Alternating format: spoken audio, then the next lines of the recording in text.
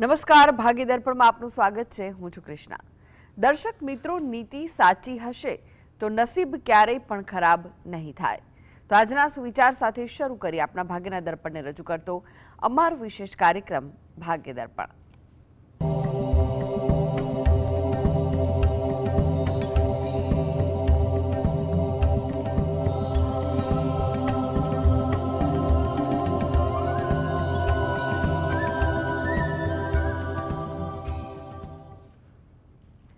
તો ભાગ્ય દર્પણમાં આપના પ્રશ્ન નિરાકરણ, રાશિફળ, પંચાંગ વિશે માહિતી અને માર્ગદર્શન આપવા માટે આપણી સાથે જોડાઈ ગયા છે જાણીતા જ્યોતિષાચાર્ય ડોક્ટર હેમિલભાઈ લાઠિયા.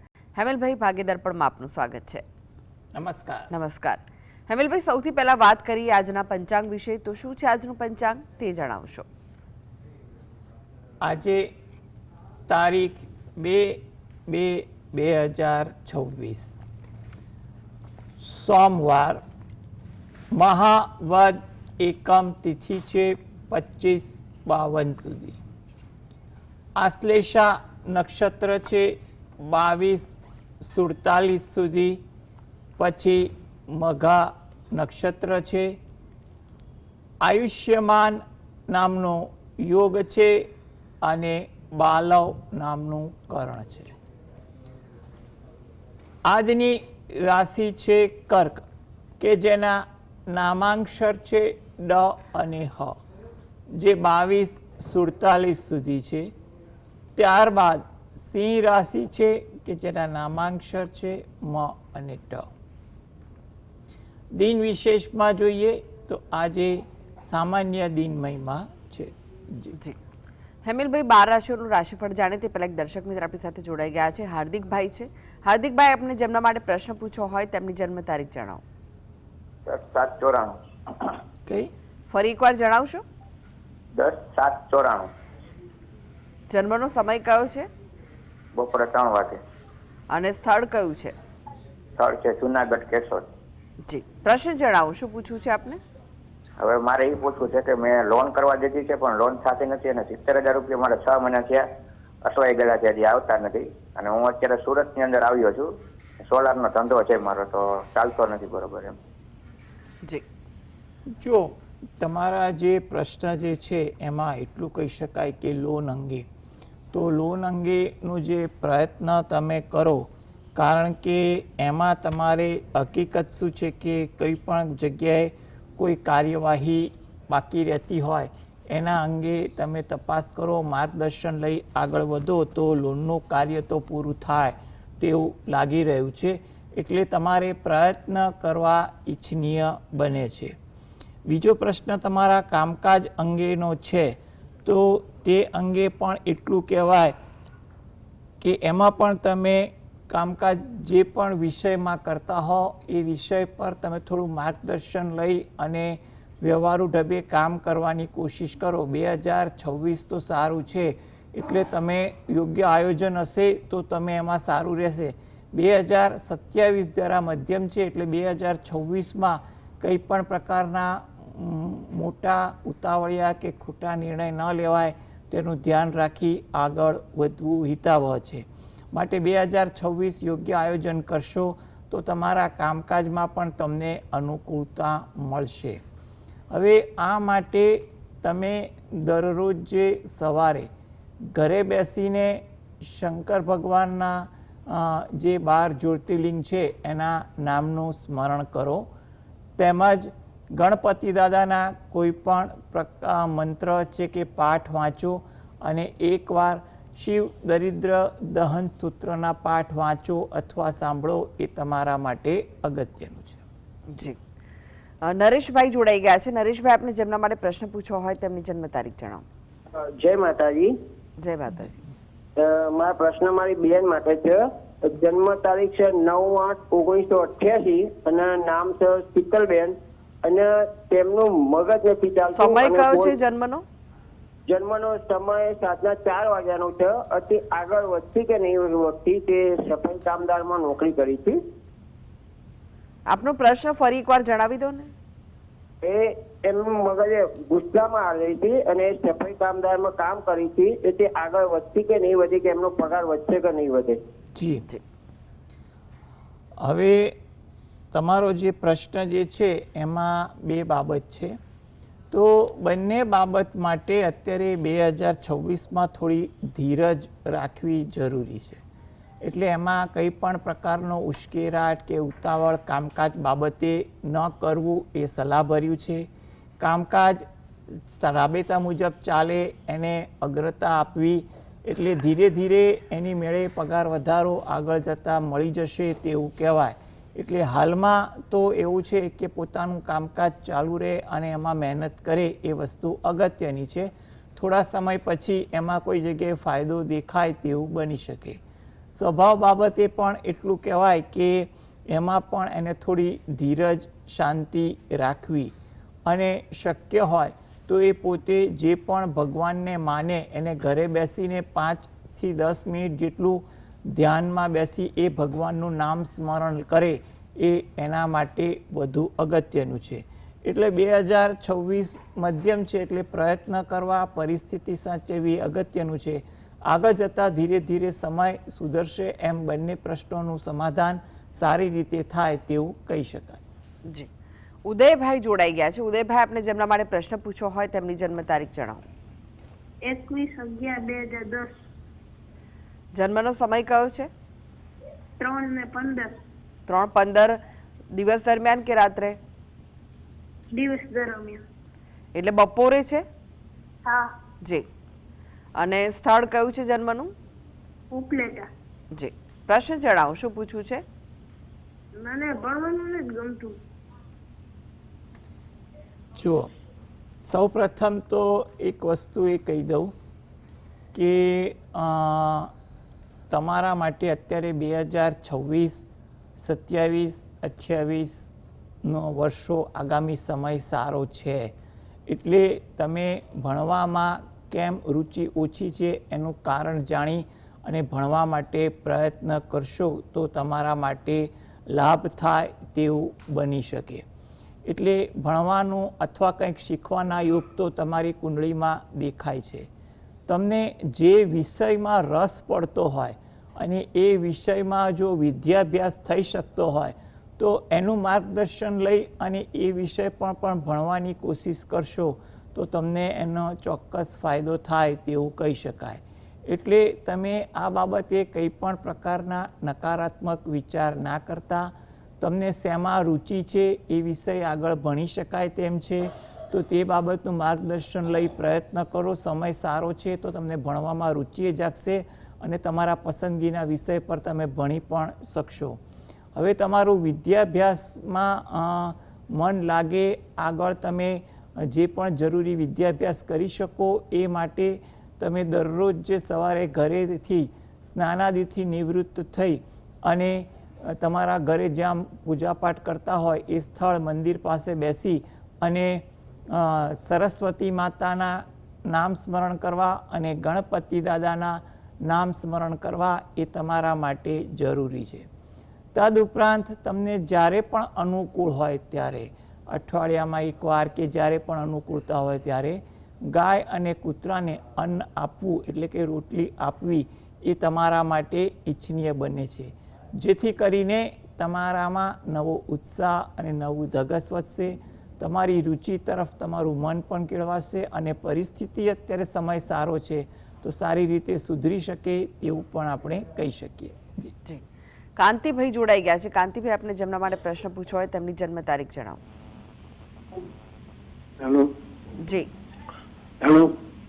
જી, આપનો અવાજ આવી રહ્યો છે. આપને જેમના માટે પ્રશ્ન પૂછવો હોય તેમની જન્મ તારીખ જણાવો. 29/10/55. જન્મનો સમય કયો છે? સવારે 4 વાગે. અને સ્થળ કયું છે જન્મનું? સર, પાટણ. પ્રશ્ન જણાવો, શું પૂછવું છે આપને? તબિયત કેવી રહેશે ને વ્યવસાયમાં ધંધામાં કેવું રહેશે? જી. જો આરોગ્ય અંગે એક વાત કહીએ કે પરિસ્થિતિ તો સમય અનુસાર સારી છે, એટલે તમને જે પણ નાની મોટી દ્વિધા રહેતી હોય હાલમાં તો એનું દાક્તરી માર્ગદર્શન લેશો તો પરિસ્થિતિ સારી રીતે સુધરી શકે તેવું બને. એટલે તમે આ બાબતે થોડાક સજાગ રહી અને આરોગ્ય અંગે ધ્યાન આપશો તો પરિસ્થિતિ ચોક્કસ સારી રહેશે. કામકાજ અંગે પણ હાલ 2026, 27, 28 આશાસ્પદ લાગી રહ્યા છે. એટલે તમે જે પણ કામકાજમાં વ્યસ્ત છો એ કામકાજ પર થોડું ધ્યાન લગાવો, મન દઈ ધીરજ રાખી વ્યવહારુ ઢબે આગળ વધો તો કામકાજમાં પણ તમને સારા એંધાણ દેખાય તેવું બને. આ બંને કાર્ય હેતુ તમે દરરોજ જે સવારે ઘરેથી જ સ્નાનાદિથી નિવૃત્ત થઈ સૂર્ય ભગવાનને 2 હાથ જોડી પ્રાર્થના કરો અને ઘરે બેસીને ગણપતિ દાદાના કોઈ પણ મંત્રના જાપ કરો ને એક શંકર ભગવાનની માળા કરો એ વધુ અગત્યનું છે. તદુપરાંત તમે રહો છો એની નજીકમાં જો કોઈ શંકર ભગવાનનું મંદિર હોય તો જ્યારે પણ તમને અનુકૂળતા હોય ત્યારે દર્શન કરવા જઈ ત્યાં આગળ અન્ય ઉપસ્થિત દેવદેવીને પ્રાર્થના કરવી અને બહાર પીપળાના વૃક્ષને જળ વડે સિંચન કરીને પ્રદક્ષિણા ફરવી, જેથી કરીને તમારા આરોગ્ય અંગે અને વર્તમાન કામકાજ અંગે થોડી પરિસ્થિતિ સારી રહી શકે. જી, અનેક દર્શક મિત્ર જોડાઈ ગયા છે. કાંતિભાઈ છે. કાંતિભાઈ, આપણે જેમના માટે પ્રશ્ન પૂછ્યો હોય તેમની જન્મ તારીખ જણાવો. લાગે છે કે તેમની સાથેનો સંપર્ક તૂટ્યો છે. હેમિલભાઈ, હવે રાશિફળની વાત કરીએ. રાશિમંડળની પ્રથમ 3 રાશિ મેષ, વૃષભ, મિથુન રાશિના જાતકોનો આજનો દિવસ કેવો રહેશે? મેષ રાશિ કે જેના નામાંક્ષર છે અ, લ, ઈ.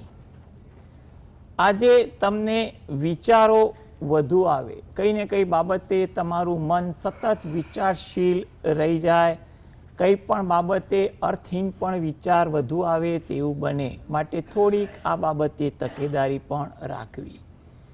વાતચીત કરો ત્યારે શબ્દ પર અંકુશ રાખજો, જેથી કરીને ક્યાંય ઉશ્કેરાટ કે ગેરસમજ ન થાય.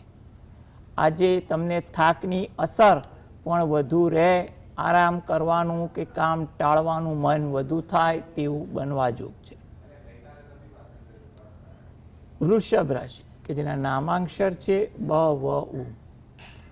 કામકાજમાં વ્યસ્તતા જોવા મળે એવું બને. નાના નાના કામકાજમાં તમે વ્યસ્ત વધુ થાવ તેવું બની શકે. સહકારની ભાવના તમારામાં વધુ જોવા મળે, તમે કોઈને સહકાર આપો અથવા તમને કોઈનો સહકાર મળે તેવું બને. ધાર્મિક પ્રભાવ વિચારસરણીમાં આજે વધુ જોવા મળે તેવું બનવા જોગ છે. મિથુન રાશિ, આ જાતકોને આજે સગા, સ્નેહી, મિત્રો, પરિચિતો સાથે વાર્તાલાપ થોડીક વધે, ઇતર વાર્તાલાપ પણ વધુ રહે, કંઈ પણ પ્રસંગોપાતની ચર્ચાઓ થાય, ચર્ચા કર્યાનો સંતોષ પણ જોવા મળે. દિનચર્યામાં ઉત્સાહ પણ આજે સારો રહે, કઈ વાત એવી બને અથવા એવા કોઈ એંધાણ દેખાય જેને કારણે પણ ઉત્સાહ વધી જાય તેવું બની શકે. વ્યવસાય બાબતે કોઈ સારી તક મળે કે કોઈ જાણવા જેવી વાત મળે તેવું બની શકે. જી હેમિલભાઈ, તમે જોડાયેલા રહેશો. આગળ પણ બાકીની રાશિનું રાશિફળ આપની પાસેથી જાણીશું. તો ભાગીદાર પણ આગળ વધીએ તે પહેલા લઈએ બ્રેક.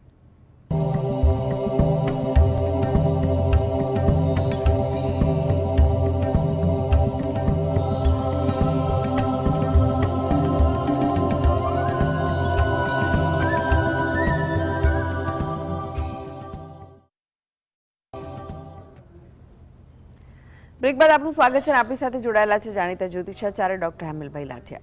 હેમિલભાઈ, બાકીની રાશિઓનું રાશિફળ જાણે તે પહેલા એક દર્શક મિત્ર આપણી સાથે જોડાઈ ગયા છે. કાંતિભાઈ જોડાયા છે ફરી એકવાર. કાંતિભાઈ, આપને જેમના માટે પ્રશ્ન પૂછવો હોય તેમની જન્મ તારીખ જણાવો.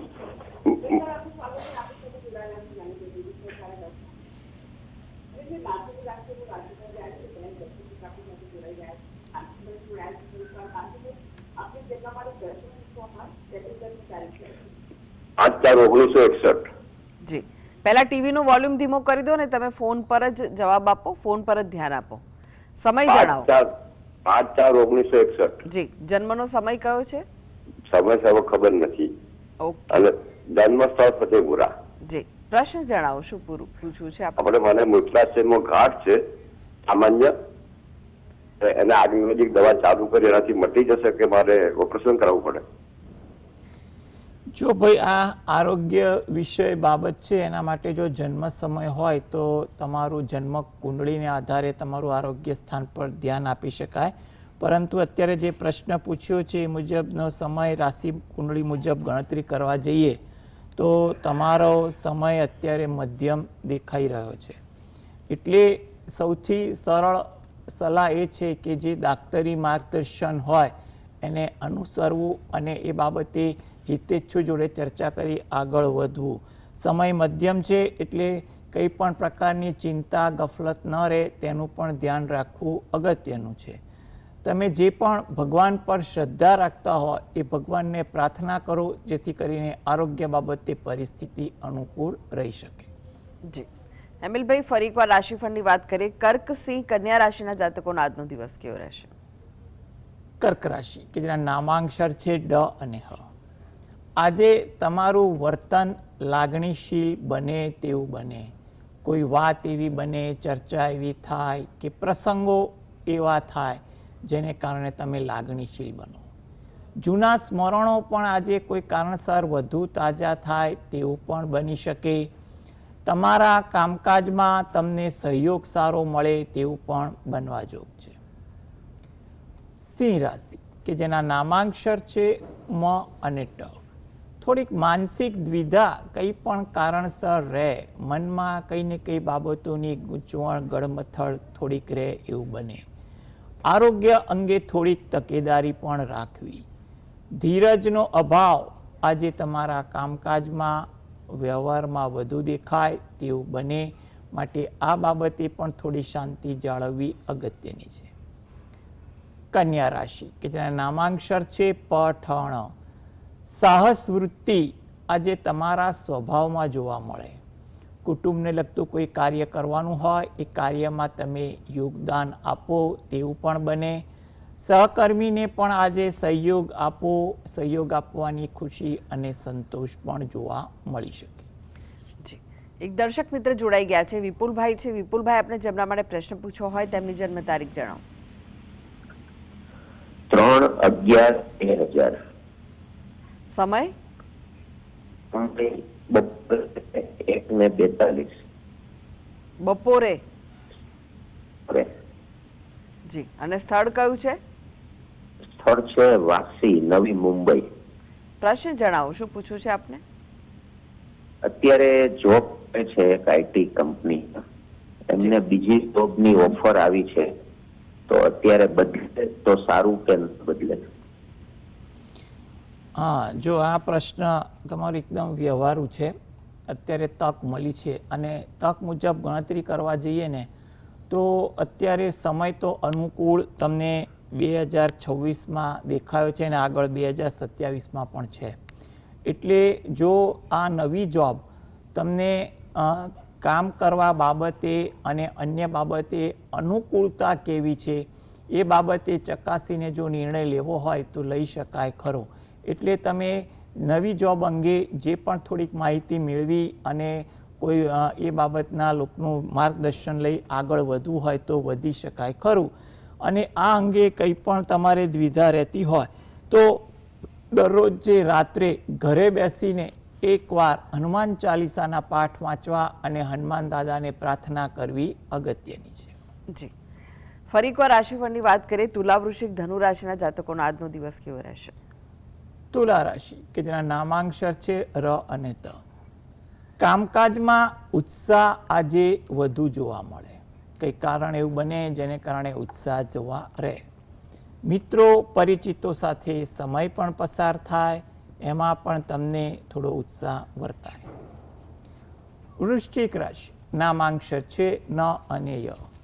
નવા વિચારો વધુ આવે, કંઈક કરવાનું વધુ સૂઝે તેવું બને. થોડીક વિનોદ વૃત્તિ તમારા સ્વભાવમાં આજે વધુ દેખાય. ધાર્મિક વૃત્તિ આચરણ પણ આજે જોવા મળે તેવું બની શકે. ધન રાશિ થોડીક ધીરજ આજે તમારી દિનચર્યામાં રાખવી જેથી કરીને દિનચર્યા આજે અનુકૂળતા વધુ રાખવી. મુસાફરીનું કોઈ આયોજન સંભવિત બને છે. વાહન ધીમે ચલાવવું એ પણ તમારા માટે અગત્યનું છે. જી, હવે વાત કરીએ અંતિમ 3 રાશિ મકર, કુંભ, મીન રાશિના જાતકોની. તેમનો આજનો દિવસ કેવો રહેશે? મકર રાશિ કે જેના નામાંક્ષર છે ખ અને જ. પરિવાર સાથે સમય વધુ પસાર થાય. કંઈ પણ વિષય વસ્તુની ચર્ચાઓ થાય. નવી વાત જાણવા મળે, શીખવા મળે તેવું પણ બને. સાહસ વૃત્તિ આજે તમારા સ્વભાવમાં પણ રહે. કુંભ રાશિ, નામાંક્ષર છે ગ સ શ. કામકાજમાં થોડીક નવીનતા વધુ જોવા મળે, પરિવર્તનના વિચારો વધુ આવે, થાકની અસર વધુ દેખાય તેવું બને. મીન રાશિ, નામાંક્ષર છે દ ચ ઝ થ. પારિવારિક કામકાજ આજે રહે, વડીલોનો સહયોગ તેમાં મળે, ઉત્સાહ પણ એકંદરે તમારી દિનચર્યામાં વધુ દેખાય તેવું બની શકે. જી હેમિલભાઈ, જીએસટીવી સાથે જોડાવા માટે, દર્શક મિત્રોને માહિતી અને માર્ગદર્શન આપવા માટે આપનો આભાર. નમસ્કાર. નમસ્કાર. તો દર્શક મિત્રો, આ સાથે જ ભાગીદાર પણ આજે બસ આટલું જ. મને રજા આપશો. નમસ્કાર.